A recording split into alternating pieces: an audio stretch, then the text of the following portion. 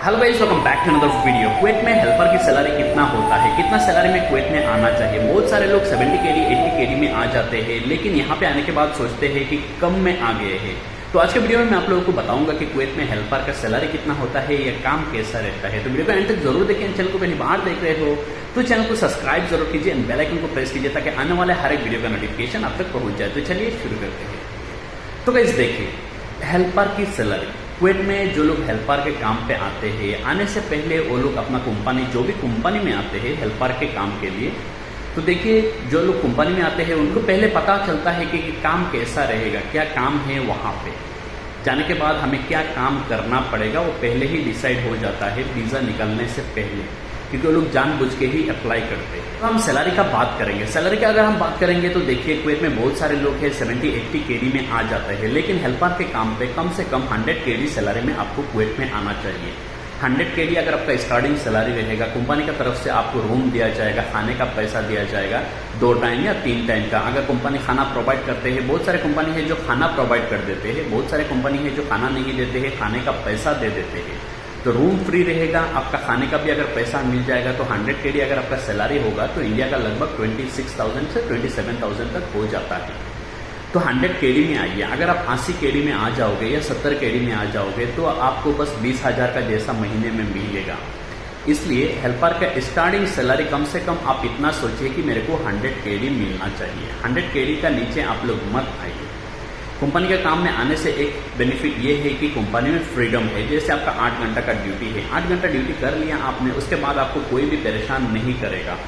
आप अपना मर्जी का मालिक रहोगे। जैसे मान लीजिए अगर आप घर खाते का काम पे आओगे, जैसे हाउस बॉय का काम पे आओगे। हाउस बॉय का काम कुवैत में बहुत सारा काम रहता है। हाउस बॉय में ये साफ करो, वो करो, ये काम करो, मार्केट में जाओ, बच्चों को देखो, बहुत सारा काम होता है। वहाँ पे आपको रेस्ट बहुत कम मिलता है। कोई फिक्स टाइमिंग का ड्यूटी नहीं रहता है उसमें। लेकिन कंपनी का काम में फिक्स टाइमिंग का ड्यूटी रहता है। जैसे 8 घंटा का ड्यूटी है तो आप 8 घंटा करोगे, उसके बाद आप फ्री रहोगे। दूसरा बात, अगर कंपनी में आपको ज़्यादा काम है तो आपको ओवर टाइम दिया जाएगा। ओवर टाइम दिया जाएगा तो उस हिसाब से आपको पैसा भी मिलेगा, ज़्यादा पैसा आप कमा सकते हो। कंपनी ऐसा है कि बहुत सारे कंपनी है जिसमें काम बहुत ही ज़्यादा रहता है, लोगों का ज़्यादा ज़रूरत है, लोग कम है, काम ज़्यादा है, तो हमेशा ओवर टाइम मिलता है। ये एक बेनिफिट है कंपनी का। तो इसमें ओवर टाइम करोगे तो आप लोगों को पैसा भी मिलेगा ओवर टाइम का। तो इसमें सैलरी अगर 100 केडी है बेसिक सैलरी, तो ओवर टाइम का जो पैसा मिल जाएगा उससे जो आपका पॉकेट खर्चा रहेगा ये आपका चल जाएगा। तो कम से कम आप लोग 100 केडी में आइए, उसका नीचे में आप लोग मत आइए। जहां तक आपसे होता है पुश कीजिए 100 केडी तक। कम से कम 100 केडी का ऊपर जितना मिल सकता है वो आपके लिए अच्छा है, लेकिन मैं एक मिनिमम बता रहा हूँ। 100 केडी का नीचे में आप लोग मत आइए। बहुत सारे कंपनी है जो 80 केडी देते हैं, तो उस पर कोशिश कीजिए कि दूसरा कंपनी में जाओ कि 100 केडी से ऊपर मिले। ऐसा भी नहीं है कि आपका 100 केडी रहेगा। आप यहाँ पे आने के बाद जब काम करोगे, अच्छा काम दिखाओगे, आपको सब कुछ मालूम हो जाएगा। उसके बाद 1 साल हो गया या 2 साल मान लीजिए, उसके बाद अगर आप कंपनी को बोलोगे कि सैलरी इंक्रीज करने के लिए, तो आपका कंपनी भी आपका सैलरी इंक्रीज कर देगा। 15 दिन 20 दिन कम से कम इंक्रीज कर देगा, तो आपका सैलरी थोड़ा बड़ा हो जाएगा। इसलिए 100 केडी में आइए या 100 केडी का ऊपर में आइए। 100 केडी का नीचे मत आइए, क्योंकि 100 केडी का नीचे जो 80 केडी 70 केडी में लोग आ रहे हैं, क्यों आ रहे हैं मालूम नहीं है, लेकिन लोग आ रहे हैं, तो वो बहुत ही कम है यहाँ के लिए। इसलिए 100 केडी या 100 केडी का ऊपर हमेशा कोशिश कीजिए। जो हेल्पर का सैलरी है ये डिपेंड करता है कंपनी का ऊपर।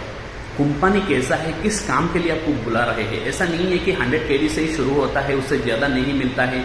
देखिए बहुत सारे कंपनी है जो हेल्पर का सैलरी हाई भी पे करते हैं, बहुत हाई सैलरी में भी हेल्पर लेके आते हैं। बहुत सारे कंपनी है जो 100 केडी का नीचे भी लेके आते हैं, लोग आते भी हैं। ये मैं आप लोगों को एक आइडिया दे रहा हूँ मिनिमम सैलरी का। कम से कम आप जब बात करोगे तो इतना सैलरी आप लोगों को मिनिमम बात करना चाहिए। ऊपर में आप लोगों को जितना हो सके उतना लेके जाइए, लेकिन 100 से नीचे मत आइए। ये आप लोगों के लिए तकलीफ हो जाएगा यहाँ पे आने के बाद। बाकी आपका ऊपर है, आपको कितना में आना है नहीं आना है, मैं आप लोगों को एक आइडिया दे रहा हूँ। आज के लिए इतना ही guys, thank for watching. Subscribe करना ना भूलिए। Thank you so much.